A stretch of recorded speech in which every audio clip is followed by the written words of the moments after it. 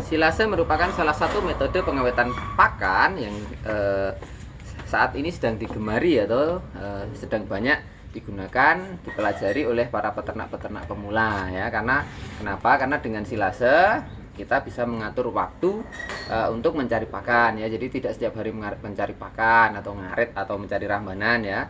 Selain itu juga bisa meminimalisir waktu operasional di kandang. Jadi silase ini berfungsi sebagai bank pakan, terutama pakan ternak ruminansia ya dalam hal ini ya.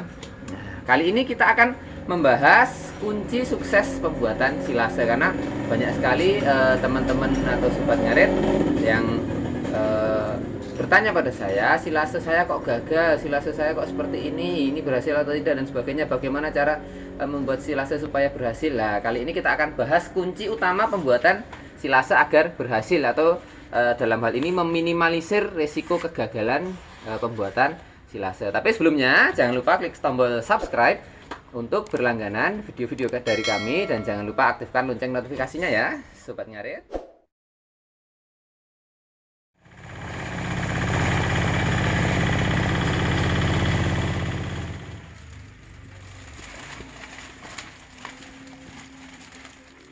Silase adalah salah satu metode pengawetan pakan ternak yang bertujuan untuk mengefektifkan waktu operasional di kandang ya. Maksudnya adalah dengan pembuatan silase kita bisa mengatur waktu pembuatan pakan ya. Jadi mempersingkat waktu operasional di kandang juga, karena apa? Dengan disilase pakan kita jadi tersimpan untuk jangka waktu tertentu, sehingga waktu operasional di kandang itu jadi bisa diefektifkan, dipangkas lebih singkat lagi, karena pakan sudah kita sediakan dalam bentuk silase. Tetapi memang proses pembuatannya membutuhkan waktu. Jadi di sini ada kelebihannya, ada kekurangannya. Kelebihannya yaitu waktu operasional di kandang kita pangkas, dan waktu untuk mencari pakan pun bisa kita atur sesuai dengan kebutuhan. Tetapi kelemahannya adalah proses pembuatannya itu memerlukan waktu dan tenaga. Jadi kita masuk ke ranah yang mana? Kalau ternaknya dalam skala kecil, kita masih bisa ngarit setiap hari tanpa mengganggu kegiatan yang lain. Oke lah, kita pakan ngarit, kita carikan pakan hijauan setiap hari untuk diberikan ke ternak, itu masih bisa. Tapi dalam skala besar dan kita juga mungkin memiliki kegiatan yang lain, itu akan menjadi masalah ya. Masalah dalam hal ini bukan berarti menjadi suatu trouble yang besar, tidak, tetapi akan cukup mengganggu waktu kita ya kalau kita memiliki kegiatan yang lain, apalagi saat-saat darurat ya. Misal mungkin ada kegiatan keluar kota, mungkin ada kegiatan tetangga punya hajat dan sebagainya, sedangkan kita kalau tidak cari pakan, ternak kita mau diberi pakan apa? Lah, ini akan jadi masalah yang sangat besar. Oke. Oleh karena itu, silase sangat bermanfaat untuk skala menengah ke atas terutama ya. Skala kecil pun juga sangat bermanfaat kalau memang kita bisa mengaplikasikannya dengan baik. Nah, kali ini kita akan membahas kunci sukses pembuatan silase. Kenapa? Karena banyak dari sobat ngarit yang mengontak saya bertanya silasenya gagal, bagaimana proses yang benar ya. Yang pada video sebelumnya kita sudah bahas, kita sudah sampaikan cara-cara pembuatan silase yang saya rasa juga sudah termasuk lengkap dan terperinci, tetapi kenyataannya masih beberapa banyak yang gagal. Nah, dari sini kita akan membahas kunci-kunci utama kesuksesan agar silase menjadi sukses, tidak ada kegagalan ya. Oke. Kunci yang pertama itu adalah kadar air ya. Pada video sebelumnya tentang proses pembuatan silase pernah kita sampaikan bahwasanya kunci utama kesuksesan dalam pembuatan silase, proses pembuatan silase itu adalah kadar air. Nah, di sini kadar air yang kita tentukan yang sudah ditentukan untuk menjadikan silase sendiri itu berhasil, itu biasanya kisarannya di angka 30% sampai 50% ya. 50% dari kadar air dari hijauan tersebut ya. Walaupun saya sendiri kadang membuat kayaknya masih agak basah sekitar 60% ya. Terus bagaimana persentasenya? Apakah bisa kita ukur? Sebenarnya sulit ya untuk mengukur persentase hijauan itu tersebut. Mengukur persentase hijauan itu sendiri karena tidak bisa diukur, mungkin harus dilabkan, dan itu padahal hijauan satu dengan yang lain itu berbeda, dan kondisi hijauan segar yang mungkin habis dipupuk, yang kekurangan air dan sebagainya pun juga memiliki kadar air yang berbeda walaupun satu jenis tanaman. Nah, dalam hal ini kadar air yang dimaksud di sini kita permudah saja, kita browsing bisa cari artikel tentang kadar air tanaman A, B, C, D. Nah, itu kira-kira berapa. Nah, dari situ kita turunkan. Misal tebon jagung itu berat keringnya 85%. Berarti kadar airnya kemungkinan juga tidak terlalu tinggi karena berat keringnya 85%, berarti kadar airnya kurang lebih di angka 15-20%. Sebenarnya seperti itu simpelnya ya, walaupun tidak tepat tapi simpelnya seperti itu. Jadi berarti kalau mau disilase tebon jagung itu bisa langsung kan, seperti itu lah. Mungkin ada tanaman odot yang berat keringnya berapa lah, jadi pertimbangannya dari situ, berat keringnya berapa, berarti sisanya genapnya ke 100 itu adalah kadar airnya. Itu harus kita turunkan. Misal ada sebuah tanaman yang kita cari, kita browsing berat berat keringnya itu 40%, berarti kadar airnya 60%. Nah, itu berarti harus kita turunkan ke angka 30%, seperti itu. Bagaimana caranya? Bisa kita layukan, bisa kita jemur, tapi memang yang saya ketahui yang terbaik adalah dilayukan di tempat yang teduh. Tapi kenyataannya itu membutuhkan waktu yang sangat lama, tidak cukup 1 hari 2 hari. Jadi ya terpaksa memang harus dijemur. Biasanya saya kalau rumput odot atau pakcong itu begitu tebang panen itu biarkan di situ dulu sambil terus menebang sepanjang yang kita butuhkan. Nah, nanti kadar airnya akan berkurang karena sudah terjemur matahari. Jadi dibawa pulang, nanti layu 1 malam di rumah, besok bisa kita proses seperti itu. Tetapi kita tidak bisa tahu pasti ini kadar airnya tepat atau tidak lah. Bagaimana caranya itu? Ini bisa diakali. Untuk masalah kadar air ini bisa diakali dengan cara memberikan tambahan atau aditif pada silase nanti yang berupa bahan kering ya, Misal silase yang baru saya buat di belakang ini saya menggunakan polar sebagai tambahannya. Polar kan memang bahan kering ya, bahan kering benar-benar sudah kering ya, mungkin kadar airnya cuma sekitar 4-5% sampai maksimal 10% ya. Nah, itu bisa kita taburkan dalam proses pembuatannya. Ya, berapa pemberiannya?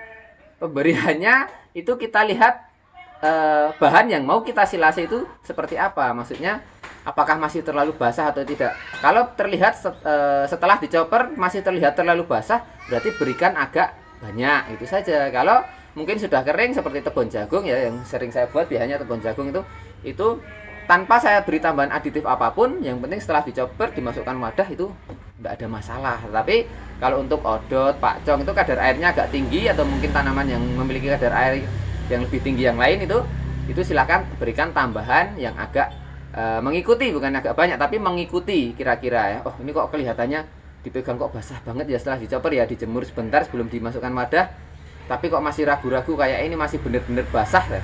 Oke lah, kita bisa tambahkan taburkan polar atau mungkin jenis yang lain, bisa dedak, brand ya, bekatul sebagai penyerap kadar air ketika kadar air yang ada dalam bahan tersebut masih terlalu berlebih. Itu salah satu cara untuk mengakali kadar air. Jadi sebagai titik amannya lebih baik Anda persiapkan bahan tambahan tersebut ya, bisa polar, brand, katul dan sebagainya untuk tambahan dalam pembuatan silase. Tidak perlu kalau memang ada waktu dan tempat bisa dicampurkan, tapi kalau saya cenderung ketika memasukkan ke wadah mungkin 1 atau 2 ember ditaburi, 1 atau 2 ember taburi, itu saja untuk mempersingkat waktu. Itu adalah kunci yang pertama.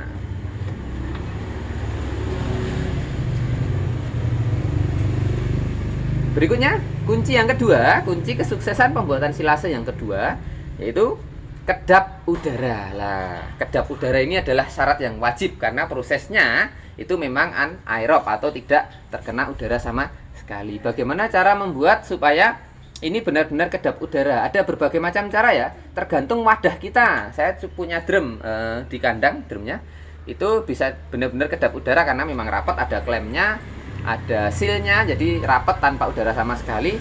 Terus untuk mengurangi udara yang ada di dalamnya, biasanya kita padatkan, kita masukkan bahan, kita injak-injak sampai benar-benar padat. Jadi udara di dalamnya benar-benar sangat sedikit. Ya, itu salah satu cara untuk membuat kedap udara dan tidak tersentuh udara sama sekali. Walaupun ya ada tapi sedikit ya, tapi meminimalisir adanya konsentrasi udara dalam ruang tersebut. Jadi dengan cara dipadatkan. Tetapi itu kalau drum atau mungkin bahan yang lain yang kuat ya, misal silo dari apa namanya, dari bata dan sebagainya, itu diinjak-injak, dipadatkan, dipres bisa. Tapi untuk yang plastik seperti ini bagaimana caranya ya? Untuk yang plastik seperti ini itu caranya ada, tetap bisa ya dipadatkan, tetapi kalau terlalu padat yang dikhawatirkan adalah plastiknya jebol, kalah ya. Jadi di sini sering banyak ya dan terpaksa harus kita tambal. Tetapi yang utama untuk membuat kedap udara ya, yang secara teori bisa kita vakum menggunakan alat penyedot ya, alat penyedot apapun itu ya, bisa kita sedot menggunakan vakum atau mungkin vakum cleaner atau alat yang lain. Kalau saya hanya menggunakan pompa udara elektrik yang murah itu ya, yang bisa kita beli di toko abang, toko hijau yang ada di situ. Sobat ngarit pun bisa, nanti saya tunjukkan alatnya. Jadi bisa kita vakum ya. Jadi setelah kita masukkan ke sini, kita sedot dengan vakum. Jadi nanti akan mengempis ya, akan mengempis, tidak ada udara sama sekali di dalamnya. Jadi kalau saya sendiri memang tidak pernah menginjak-injak atau memadatkan bahan yang ada di plastik, yang saya simpan di plastik ya. Kalau yang di drum memang saya injak-injak karena memang tidak bisa divakum. Tapi kalau yang di plastik itu hanya cuma diisi terus. Nanti kalau sudah penuh sambil ditata supaya rapi ya, maksudnya ya, supaya bentuknya rata sempurna. Nah nanti kalau sudah penuh kita sedot pakai vakum, walaupun bukan vakum cleaner beneran yang kuat, tapi yang penting bisa menyedot udara. Nanti ada video, saya tunjukkan video tentang bagaimana menyedot udara dalam kantong silase nanti ya. Nah setelah divakum otomatis udara sudah keluar semua, langsung ditali. Nah penggunaan vakum ini juga sangat bermanfaat untuk mengetahui kebocoran yang ada di dalam plastik ya. Bagaimana caranya ya? Setelah divakum ya, kita setelah divakum, sedot rapat, nanti akan mengempis, benar-benar rapat mengempis ya, mengempis sampai kecil. Itu kita tali dengan erat. Nanti setelah beberapa saat apakah dia mengembang atau tidak. Karena kalau dia benar-benar rapat, tidak ada kebocoran, pasti tidak bisa mengembang karena udara tidak bisa masuk ke dalam plastik tersebut. Tetapi kalau nanti plastiknya bisa mengembang, itu berarti terjadi kebocoran di dalam wadah plastik tersebut ya. Nah, tetapi perlu diingat ya, untuk bahan silase kalau masih terlalu basah, biasanya nanti setelah divakum pun itu masih akan mengembang lagi. Mengembang dalam hal ini karena hijauan yang setelah dicoper itu mengalami respirasi ya, akan mengeluarkan udara, sisa udara dalam tubuhnya ya. Jadi nanti plastiknya akan mengembang, bisa kita lihat di sana, ini juga mengembang. Ini belum mengembang sempurna karena baru dipadain. Di sana masih ada yang mengembang tinggi lah. Itu udara kemarin sudah divakum tetapi dia masih mengembang lagi karena apa? Respirasi udara dalam sisa tumbuhan yang setelah dicoper tadi mengeluarkan udara yang lumayan banyak lah. Biasanya setelah saya bungkus itu nanti setelah ditali erat, nanti yang mengembang seperti itu nanti akan saya vakum sekali lagi untuk benar-benar membuatnya kedap udara. Dan itu juga bisa menjadi bisa menjadi petunjuk bagi kita bahwasanya plastik tersebut bocor atau tidak. Seperti yang di sini tidak mengembang, ada 1-2 yang tidak mengembang, yang lain sedangkan yang lain mengembang. Berarti di sini pasti ada kebocoran. Kita harus cari, kita temukan. Bagaimana cara menemukannya ya? Kalau saya pribadi, saya vakum lagi, saya sedot lagi sampai benar-benar mengempis.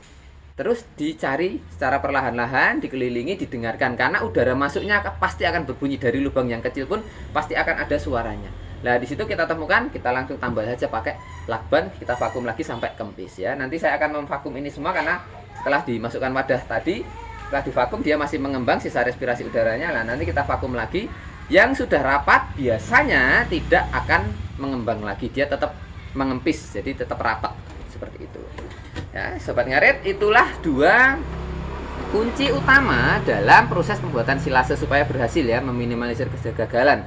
Yang pertama adalah kadar air, perhatikan kadar airnya. Jadi harus benar-benar diperhatikan apakah tumbuhan tersebut kadar airnya tinggi atau tidak. Kalau tinggi, usahakan dikeringkan terlebih dahulu, bisa dijemur, bisa dilayukan ya, atau mungkin setelah dilayukan sudah dicoper masih merasa kebanyakan kadar airnya kok masih terasa basah lah, bisa ditambahkan aditif yang berupa bahan kering seperti katul, dedak, polar, brand ya, sejenisnya, atau mungkin Anda punya bahan pilihan yang lain yang agak kering yang bisa menyerap air ya. Jadi tinggal ditaburkan, diratakan untuk menyerap nanti kalau kadar airnya berlebihan. Terus yang kedua adalah kedap udara. Jadi kedap udara ini bisa dipadatkan kalau wadahnya mampu, bisa divakum, dan perhatikan harus rapat.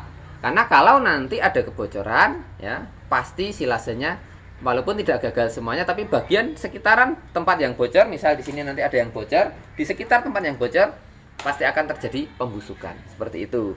Nah, selama dua unsur ini terpenuhi, kadar air dari bahan, kedap udara dari alat, ya dua hal ini terpenuhi dengan baik, ya saya yakin proses silasenya juga akan berhasil, ya. Nah, jadi untuk sobat ngarit yang masih belajar pembuatan silase, perhatikan dua hal tersebut, ya.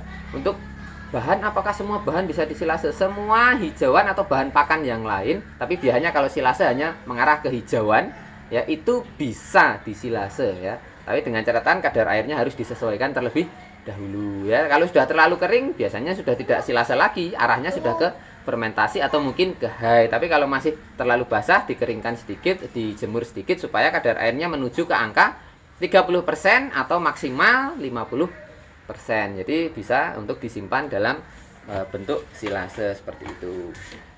Ya, seperti itulah sobat ngarit, dua kunci utama tentang bagaimana membuat silase agar berhasil. Kalau ada pertanyaan silahkan tulis di kolom komentar. Jangan lupa klik tombol subscribe untuk berlangganan video-video dari kami.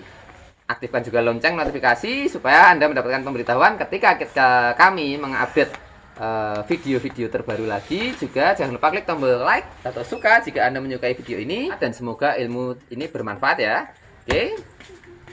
Cukup sampai di sini pertemuan kita di kandang gembel. Maju terus peternak Indonesia, tetap semangat, dan salam ngarit dari Plat Adi.